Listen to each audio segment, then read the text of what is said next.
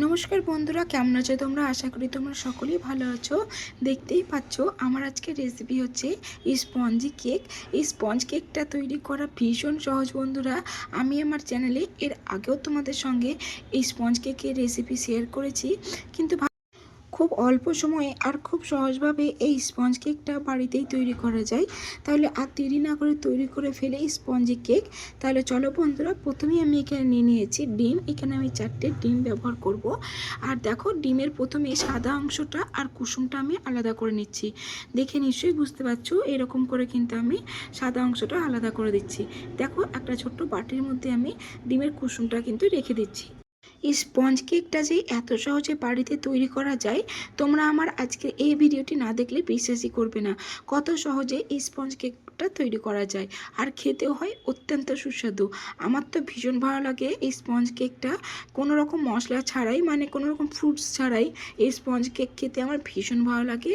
আর দেখো, ডিমের কিন্তু 4টে কুসুম আর সাদা অংশটা কিন্তু আমি আলাদা করে দিয়েছি। কত সহজেই দেখো ডিমের সাদা অংশটা কিন্তু আলাদা করে নেওয়া গেল। এবার এখানে দেখো কতটা হয়েছে ডিমের সাদা অংশটা। এবার আমি প্রথমেই ব্যাটারটা তৈরি করে নেব।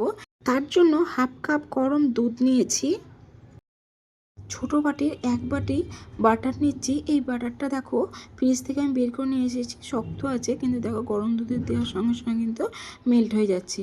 এবার আমি খুব ভালোভাবে দুধ আর এই বাটারটা মিশিয়ে নিচ্ছি। এবার আমি দিয়ে দেবো 1 কাপ ময়দা। আমি এখানে 1 কাপ ময়দা ইউজ করবো, এর থেকে বেশি কিন্তু দেবো না।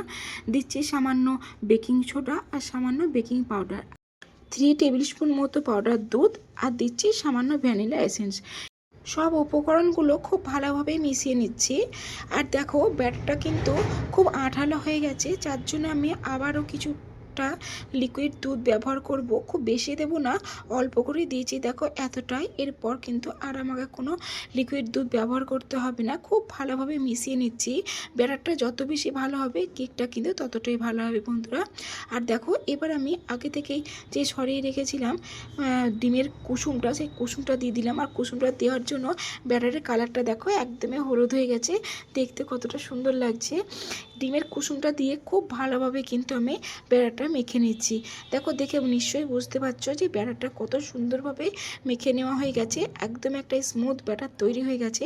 ব্যাটারটা তো থাকুক রেস্টে। আর এদিকে আমি কিন্তু ডিমের যে সাদা অংশটা আগে থেকে তুলে রেখেছিলাম, সেটা কিন্তু একটা ইলেকট্রিক বিটার দিয়ে আমি কিন্তু খুব ভালোভাবে ফেটিয়ে নিচ্ছি। আর দেখো, খুব সহজে কত অল্প সময়ে, মানে 1 মিনিটও লাগেনি আমার ঠিক এইটা করতে। দেখো কতটা ফোম হয়ে গেছে, মানে দেখে বুঝতেই পারা যাচ্ছে না যে আমি এটা ডিমের সাদা অংশটা দিয়ে করছি। দেখে মনে হচ্ছে যেন যে এটা কোনো ক্রিম, এত সহজে হয়ে যায়।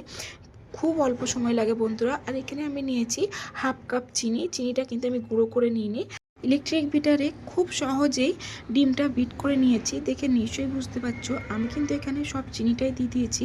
আর এখানে এবার আমি 2 থেকে 3 মিনিট পর্যন্ত দেখো এরকম করে ইলেকট্রিক বিটারে করে কিন্তু আমি খুব ভালোভাবে ফেটিয়ে নিয়েছি। আর দেখো একদমই ক্রিমের মতো হয়ে গেছে, দেখে কেউ বুঝতেই পারবে না যে ডিমের সাদা অংশটা দিয়ে আমি করেছি। কত সুন্দর লাগছে, একদমই ক্রিমি, ভীষণ ভালো লাগছে বন্ধুরা দেখতে।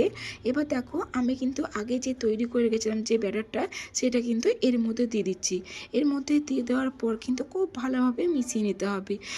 এই স্পঞ্জি কেকটা এতটাই টেস্টফুল হয় বন্ধুরা, তার কারণ আমি শুধু স্পঞ্জি কেক তৈরি করছি সেটা না, স্পঞ্জি কেকের সঙ্গে এটা কিন্তু একটা মিল্ক কেক। দেখে নিশ্চয়ই বুঝতে পারলে যে আমি অনেকখানি মিল্ক দিয়েছি এই কেকটার মধ্যে। দেখো, কেকের জন্য ব্যাটারটা তো একদমই রেডি। এবার এদিকে একটা মোল্ডে আমি আগে থেকে বাটারটা খুব ভালোভাবে চারিপাশে দিয়ে দিয়েছিলাম। এবার দেখো, আমি কিন্তু এই মোল্ডের মধ্যেই দিয়ে দিচ্ছি যে তৈরি করে রেখেছিলাম ব্যাটারটা, সেই ব্যাটারটা। এবার হালকা করে ট্যাপ করে নেওয়ার পর একটা ডেকচির ভিতরে আমি দেখো একটা স্ট্যান্ড দিয়ে এই মোল্ডটা দিয়ে দিচ্ছি। দেওয়ার পর আমি কিন্তু 40 মিনিট, আমি আর খুলবো না ঢাকাটা। 40 মিনিট পর দেখো আমার কেকটা কিন্তু একদমই রেডি।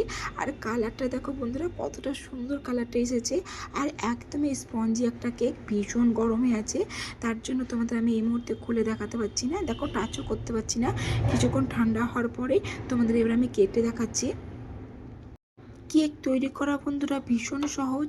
বাড়িতে যদি এরকমভাবে কেক তৈরি করা যায় তাহলে আর কি লাগে বলো। আর কেকটা কতটা সফট হয়েছে তোমরা দেখে নিশ্চয়ই বুঝতে পেরেছো বন্ধুরা। এবার আমি পিস করে নিচ্ছি, খুব হালকা হাতে পিস করতে হচ্ছে বন্ধুরা, ভীষণ সফট হয়েছে কেকটা।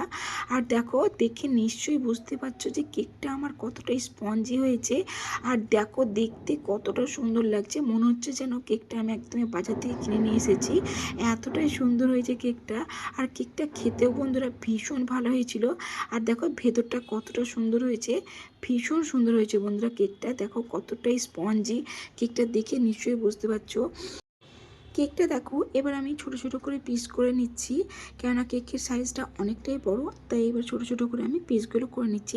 একদমই যেটা ব্রিটানিয়া কেক হয় না বাজারের, সেরকম করে আমি ছোট ছোট করে কেটে নিচ্ছি। আর দেখো কত সুন্দর লাগছে কেকটা দেখতে, আর কত সহজে কাটা হয়ে যাচ্ছে। দেখে নিশ্চয়ই বুঝতে পারছো যে কতটা স্পঞ্জি হয়েছে এই কেকটা। আর খেতে হয়েছিল বন্ধুরা অত্যন্ত সুস্বাদু। আমি আমার চ্যানেলে প্রত্যেকটা রেসিপি ভীষণ সহজভাবে দেখানোর চেষ্টা করি। আমার রেসিপিগুলি তোমাদের যদি ভালো লেগে থাকে তাহলে please like, share, subscribe, comment করে দিও। আর দেখো কেকগুলো কতটা সুন্দর হয়েছে, একদমই স্পঞ্জের মতো। দেখো দেখে নিশ্চয়ই বুঝতে পারছো যে কতটা সফট আর একদমই স্পঞ্জ মনে হচ্ছে কেকটাকে দেখে। দেখে নিশ্চয়ই বুঝতে পারছো বন্ধুরা যে কেকটা কতটা সুন্দর হয়েছে। আর কত সহজে কেকটা একদমই দেখো ভেঙে যাচ্ছে, এতটাই স্পঞ্জ হয়েছে, এতটাই সফট হয়েছে কেকটা বন্ধুরা, কি বলবো তোমাদের। আর খেতে হয়েছে অত্যন্ত সুস্বাদু। কেকটা এবার আমি আবারও দেখো মিডিলে আমি একটা পিস করে নিচ্ছি, কেননা কেকের মলটা আমার একটু বড়, তার জন্য আবারও আমি ছোটো ছোটো করে পিস করে নিয়েছি। আর এবার দেখো এই পিসগুলো দেখতে কি ভালোই না লাগছে, একদমই ছোট ছোট পিস হয়ে গেছে, বেশ ভালোই লাগছে এই পিসগুলো দেখতে।